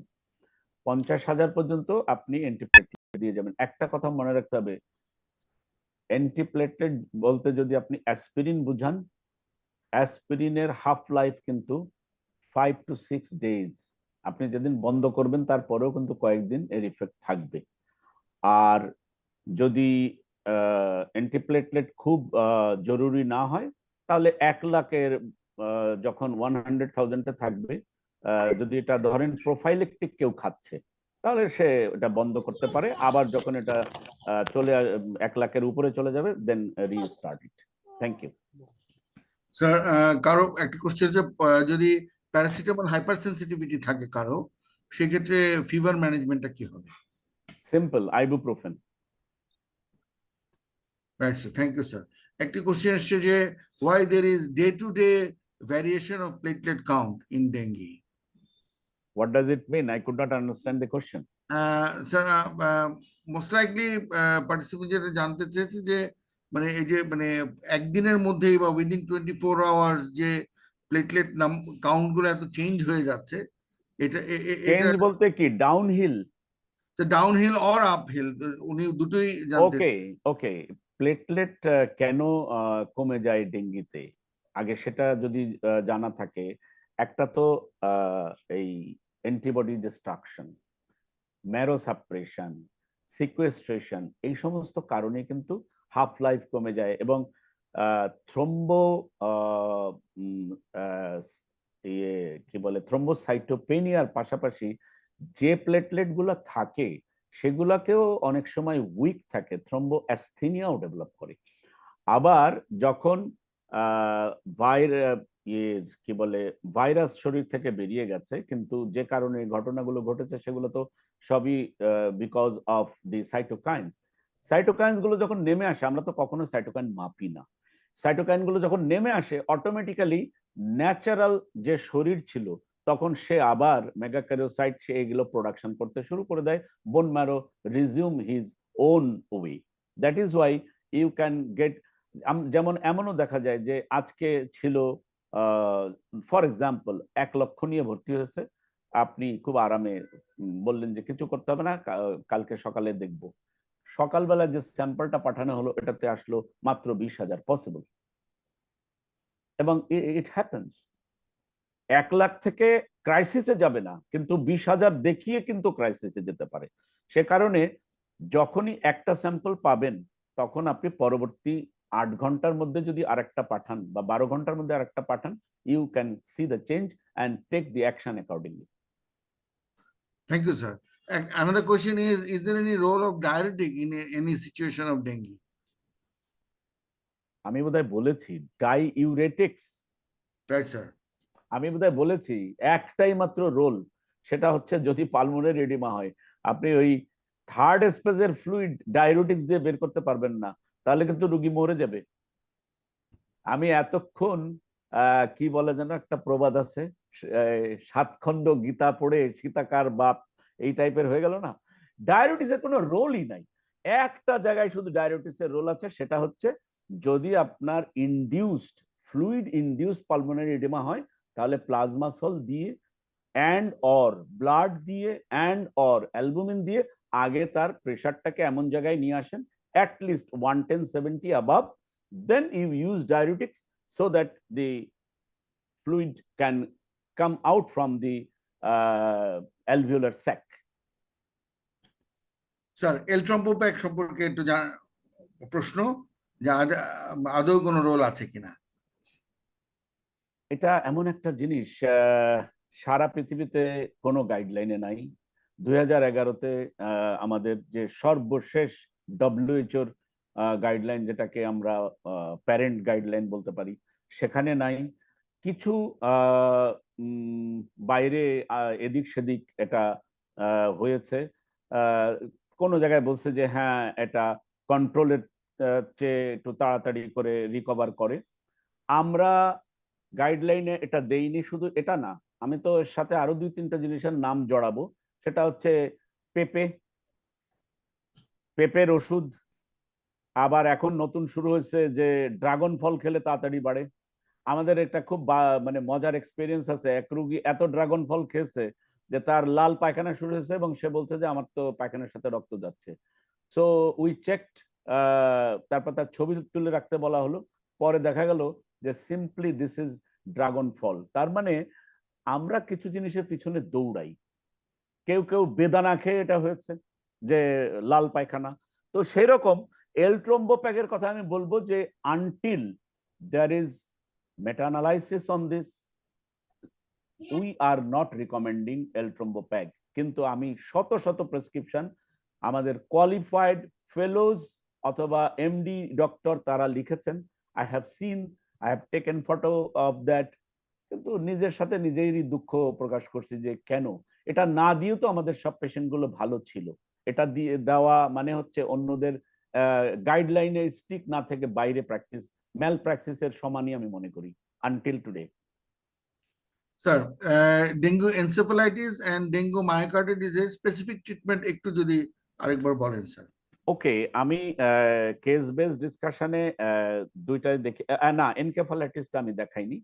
Encephalitis exact আমি country figure তো বলতে পারবো না। আমার কাছে যেটা মনে হচ্ছে এনকেফালাইটিস আমরা যে দুই একটা পাইনি তা না, কিন্তু মায়োকার্ডাইটিস আমরা এবার অনেক বেশি পেয়েছি। যেগুলোর শনাক্ত হয়নি তাদেরই কিন্তু সাডেন ডেথ হয়েছে। মায়োকার্ডাইটিসটায় যদি আপনি দেখেন আনডিউ ট্যাকিকার্ডিয়া, পেশেন্ট কিন্তু খুব ভালো ওয়েল হাইড্রেটেড, কিন্তু undue tachycardia, just do a troponin I. আর যদি দেখেন যে ইসিজি তে চেঞ্জ আসতে শুরু করেছে, do an echocardiogram bed side, then you can see the wall motion will be reduced. এবং এইটাতে একমাত্র চিকিৎসা স্টেরয়েড। ওই যে আমরা বলছিলাম নো স্টেরয়েড, নো স্টেরয়েড, এইখানে আপনার স্টেরয়েডের ভূমিকা আছে। এখন আমরা হয়তো একটা প্রোটোকল রেডি করে এবছর করতে পারতাম যে মিথাইল প্রেডনিসোলোন ভার্সেস ইয়ে কি বলে রক্সাডেক্স অর ডেক্সামেথাসোন, কাতে ভালো রিকভারি হচ্ছে, এটা করতে পারতাম। আমরা এও করতে পারতাম যে তবে হ্যাঁ স্টেরয়েড দিতেই হবে, কারণ এইখানেই মাত্র স্টেরয়েডের একটা ভালো ভূমিকা আছে। এই ইডেমাটা কমিয়ে দেয় এবং রিকভারিটা খুব কুইক করে। সেটা না করতে পারলে পেশেন্ট যে কোনো ধরনের অ্যারিথমিয়া চলে যেতে পারে, হার্ট ফেলিয়ারে চলে যেতে পারে এবং মৃত্যু হতে পারে। স্যার আমরা যেহেতু সময় একটু শেষ দিকে যাচ্ছি, তারপর তো ইন শর্ট স্যার এইবারে why so many deaths in this year sir, আপনার অবজারভেশন কাইন্ডলি। আমার অবজারভেশন বলা তো খুব ডিফিকাল্ট, কারণ হচ্ছে আমরা ধরেই নিচ্ছি এবারের ম্যাক্সিমামই হচ্ছে সেকেন্ডারি ডেঙ্গি। তো সেকেন্ডারি ডেঙ্গিতে আমি আগেই শুরুতেই বলেছি সাইটোকাইন সুনামি হয়, so many cytokine that releases. এবং সেখান থেকে যে জিনিসটা হয় সেটা হচ্ছে যে পেশেন্ট, ওই যে আমরা কতগুলো ধাপ দেখালাম বা গাইডলাইনে পরিষ্কার বলা আছে যে পেশেন্ট ওয়ার্নিং সাইন আগে চলে আসছে, ক্রিটিক্যাল ফেজে আগে ঢুকে গেছে, প্লাজমা লিকেজ প্রচুর হয়েছে এবং পেশেন্ট শকে চলে গেছে। যারা সময় মতো এটাকে অ্যাড্রেস করতে পারেননি অথবা ইন্টারভেন করতে পারেননি, সেই পেশেন্টগুলো আমরা হারিয়েছি। সো এটা সামনের বার আরো কি হবে, that is predictable until and unless আমরা এরকম সেলফ এডুকেশন যদি নিজেদেরকে না করি, আমরা যদি আরেকটু সাহসী না হই, আমরা যদি চিকিৎসার ব্যাপারে, আমি বলবো না অ্যাগ্রেসিভ, আমি বলবো চিকিৎসার ব্যাপারে টু দ্য পয়েন্ট না হই, maybe we will miss so many lives. Sir, এই পর্যায়ে আপনার অনুমতি নিয়ে আমাদের বিভিন্ন পার্টিসিপেন্টদের মধ্যে বিভিন্ন প্রাইম এই ডেঙ্গু যারা ম্যানেজ করেছেন তাদের বেশ কিছু হাসপাতালের রিপ্রেজেন্টেটিভ দেখতে পাচ্ছি। আপনার অনুমতি দিয়ে দু একজনের মতামত একটু শুনতে চাচ্ছি sir. Sure sure sure. Doctor Trisha কে দেখতে পাচ্ছি। ডক্টর তৃষা, আপনি আছেন? সালামালাইকুম স্যার। ডক্টর তৃষা ডিএনসিসি তে কাজ করছে। তো এই যে এবারের মৃত্যু বেশি, আপনার আপনার এক্সপেরিয়েন্স এট ডিএনসিসি চ্যালেঞ্জ ফেস করেছেন আমাদের সাথে যদি একটু শেয়ার করেন। সালামালাইকুম স্যার, আমি Yeah. তৃষা, জুনিয়র কনসালটেন্ট হিসেবে আছি মেডিসিনে। ডিএনসিসি তে আমার পোস্টিং জুলাইয়ে। যখন থেকে এরা কোভিড থেকে ডেঙ্গু ডেডিকেটেড হসপিটালে কনভার্ট করে, সো ফার আজ পর্যন্ত প্রায় 8,000 পেশেন্ট অ্যাডমিটেড হয়েছে ডিএনসিসি তে। এখন পর্যন্ত এখানে ডেথ মাত্র 50টা। গুড। সেক্ষেত্রে আমরা যেটুকু বলতে পারি, ওয়েল ম্যানেজড অফকোর্স। এই লম্বা সময়ে আমি মোটামুটি অ্যাক্টিভ ছিলাম। আমার দু একটা অবজারভেশন বলতে চাই। আমি প্রথমত যেটা বলবো, যদি আমরা বলি ডেথ প্রিভেনশনের কথা, পেশেন্ট হসপিটালে অ্যাডমিটেড হলে ফ্লুইড পাচ্ছে, কখনো কখনো তারা অন্যান্য অ্যাফারেটিক অথবা ব্লাড পাচ্ছে, ইমপ্রুভ করে চলে যাচ্ছে। কিন্তু কখন আমরা পেশেন্টটাকে লুজ করছি এখানে? এই 50টা ডেথকে আমরা যখন রিভিউ করলাম, আমরা যেটুকু পেয়েছি স্যার, এর মধ্যে 40টার মতো পেশেন্ট যারা ভর্তি হওয়ার মাত্র 48 ঘন্টার মধ্যে মারা গেছেন। অর্থাৎ এই পেশেন্ট গুলো সবাই এসেছে আমাদের কাছে শকে। আমি আমার ব্যক্তিগত যে কেসগুলো ম্যানেজ করে দেখেছি আইসিইউতে অথবা এইচডিইউতে, যে পেশেন্ট গুলো শকে আসছে আর্লি স্টেজে, হয়তো within hours, within minutes, even বাহির থেকেও শক নিয়ে এসেছে, আমরা কিন্তু পেশেন্ট গুলোকে রেস্কিউ করতে পেরেছিলাম। কিন্তু যে পেশেন্ট গুলো অনেকটা লম্বা সময় পরে এসেছে, বিশেষ করে দূর থেকে, তাদেরকে স্যারের কথা মতো যে আমরা প্লাজমা দিচ্ছি, দিয়ে সেভারাল টাইমস প্লাজমা দিয়ে হয়তো ইমপ্রুভ করাতে পারতাম। তো despite doing everything we lost. So late presentation was one of the important factor. আমার কাছে মনে হচ্ছে এটাই প্রধান ফ্যাক্টর। So thank you. আমি একটু 30 সেকেন্ডে একটু রেসপন্স করি। সেটা হচ্ছে ফর এভরিবডিজ ইনফরমেশন যে কিছু ডেথ রিভিউ গত বছরের তো অনেকটাই হয়েছে, এবছরের কিছু ডেথ রিভিউ হয়েছে। I had the opportunity to do the death review of few cases of Dhaka Medical College. আমি দেখেছি যে জাস্ট দিস ইজ অ্যানেকডোটাল, এটা কোনো ইনফারেন্স টানার দরকার নেই। পেশেন্ট রাত 1টার সময় ভর্তি হয়েছে শক নিয়ে, সকাল 8টার সময় পেশেন্ট এক্সপায়ার্ড। তো এই ধরনের পেশেন্টের আইসিইউ পাইনি, সো ওয়ার্ডে রেখে এই পেশেন্ট, এটাও কিন্তু আমাদেরকে মনে রাখতে হবে যে আমরা এত পেশেন্ট যারা শকে আসছে, যাদেরকে আইসিইউতে ম্যানেজ করতে হবে ম্যান্ডেটরি, তাদের আমরা কিন্তু আইসিইউ প্রোভাইড করতে পারিনি, যে কারণে এই ডেথের একটা বড় অংশ কিন্তু এটা একটা কারণ। এটা আমি জাস্ট স্মরণ করিয়ে দিলাম। Thank you sir. ডক্টর, যেহেতু speaking of Dhaka medical college, I see doctor assistant professor doctor Fahim is with us. Fahim, আপনি কি শুনতে পাচ্ছেন? ডক্টর ফাইজুর রহমান ফাহিম কি আছেন আমাদের সাথে? বা anyone from Dhaka medical college, কেউ কি আছেন যে ঢাকা মেডিকেল কলেজের এক্সপিরিয়েন্সটা শেয়ার করতে পারেন? ডক্টর সুদীপ রঞ্জন দেব কি আছেন? স্যার,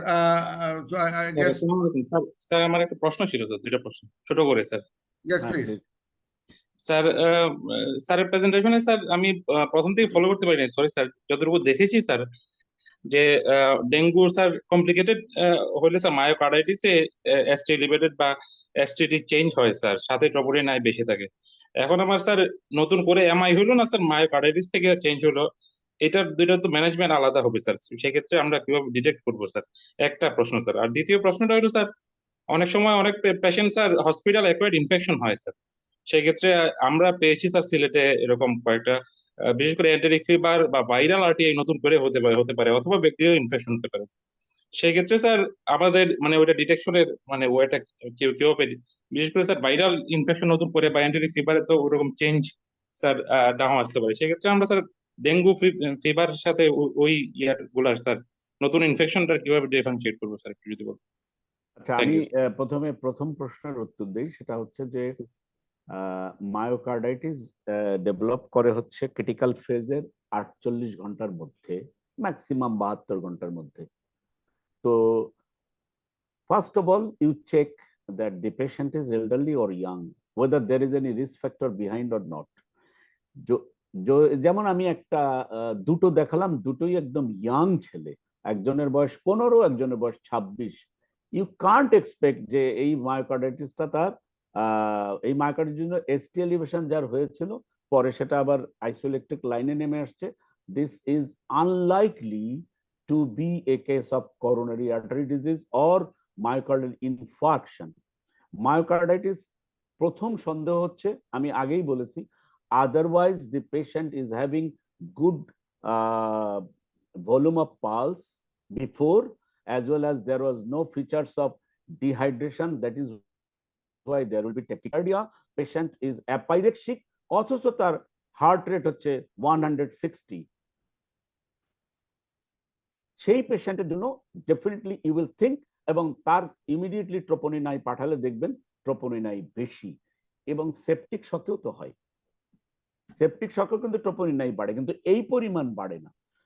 এই ক্ষেত্রে যখনই এই দুইটা জিনিস আপনার হাতে থাকবে, তখন you can go for steroid, এবং স্টেরয়েড ছাড়া মায়োকার্ডিয়াল টিস্যুর ইনফ্লামেশন কমানো অন্য কোনো দিক সম্ভব নয়। দ্বিতীয় প্রশ্নের উত্তর হচ্ছে কো ইনফেকশন। আমি কিন্তু শুরুতে বলছি লটস অফ নিকো ইনফেকশন পাওয়া গেছে, লাইক নিউমোনিয়া। এটা ভাইরাল নিউমোনিয়াও হতে পারে, আবার দেখা গেছে কাউন্ট 16,000 20,000 হয়ে গেছে, তার মানে তার অপরচুনিস্টিক অন্য কোনো ব্যাকটেরিয়াল নিউমোনিয়া হয়েছে। অথবা কোমরবিড অন্য কন্ডিশন, লাইক আমাদের দুইটা কেন 4-5টা কেস আমরা পেয়েছি, 5 দিনের পরও জ্বর পারসিস্ট করছে, পরে ব্লাড কালচার যখন পাঠানো হলো দেখা গেল ব্লাড কালচারে সালমোনেলার গ্রোথ। সো বলার উদ্দেশ্য এইটা যে শুধু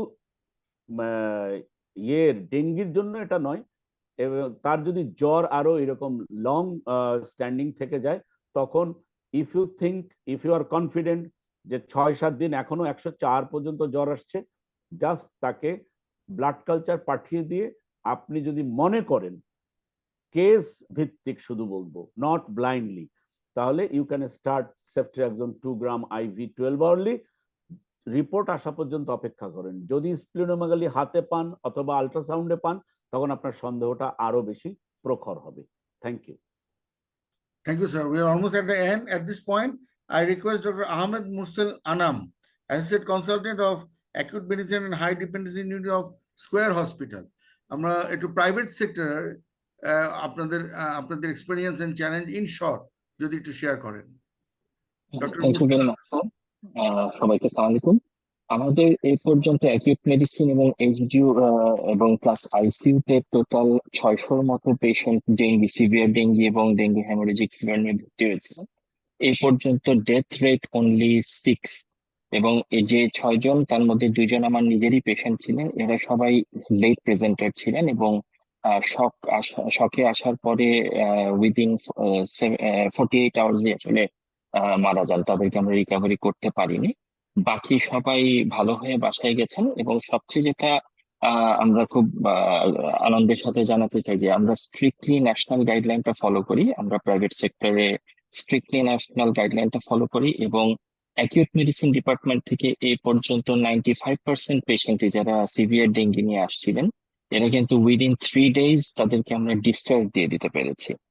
ডিসচার্জ টু কেবিন এবং একটা certain percentage directly to home also. এ পর্যন্ত আমাদের যদিও পেশেন্ট সংখ্যা বেশি ছিল, কিন্তু আমাদের এক্সপিরিয়েন্সটা better. Great. Thank you Muslim sir, কিছু বলবেন স্যার? কাইন্ডলি। না না না, আমি বললাম গ্রেট, খুবই ভালো। তবে টোটাল ডেথ স্কোয়ারের মুরসালিন যেটা জানিয়েছে, এটা আমাদের কাছে সমস্ত হাসপাতালের তথ্য আছে। I am not sure, maybe more than 6, maybe. কারণ হতে পারে স্যার, আমি লাস্ট হ্যাঁ এক হ্যাঁ, মাসে আমি বলি, বলতে পারছি না স্যার। এটা ইউ আর আমাদের রাইট কাছে স্যার। পুরা ডিজি অফিস থেকে পুরা শিট আছে, সম্ভবত 6 এর বেশি, বাট মেবি ও যেগুলো হ্যান্ডেল করছে মুরসালিন সেগুলোর কথা বলেছে, whatever maybe, but they are doing good. এটা আমাদের জন্য ভালো খবর। Sir, I hope, dear participant, that it was a splendid discussion after the spectacular presentation of Professor Kaji Tariqul Islam sir. So, আমাদের একটু সময় আমরা আজকে বেশি নিয়েছি, sorry for that, but I think it was very helpful for everyone. So I see Honorable Professor Jakir sir with us. Jakir sir কি আছেন আমাদের সাথে? Professor Jakir sir Rangpur sir ছিলেন মনে হয়। Anyway, in that case, I'll request Professor Kaji Tariqul Islam sir to conclude today's session. ও, আমার presentation আমি conclude করব? আমি জাকির স্যারকে দিতে চেয়েছিলাম। ওকে, আমি মনে করি এই ডেঙ্গি এবং ডেঙ্গি নিয়ে কথা বলা, এটা বোধহয় জীবনেও শেষ হবে না। আবারও কোনোদিন কোনো এরকম একটা প্ল্যাটফর্মে দেখা হবে, according to your choice. You ask, আমরা এইটা শুনতে চাই, এই ম্যানেজমেন্ট হোক, হোয়াট এভার মেবি। কারণ হচ্ছে every patient is different, I repeat, every patient is different, and handle every patient differently with sincerity. তাহলে মোরসালিন যেমন খুব চমৎকার করে কনফিডেন্টলি বলতে পারলো যে আমাদের 95% শকের পেশেন্টকে আমরা রেস্কিউ করতে পেরেছি। উই অলসো থিঙ্ক যে আমাদের অন্যদেরও এটা না পারার কোনো কারণ নেই।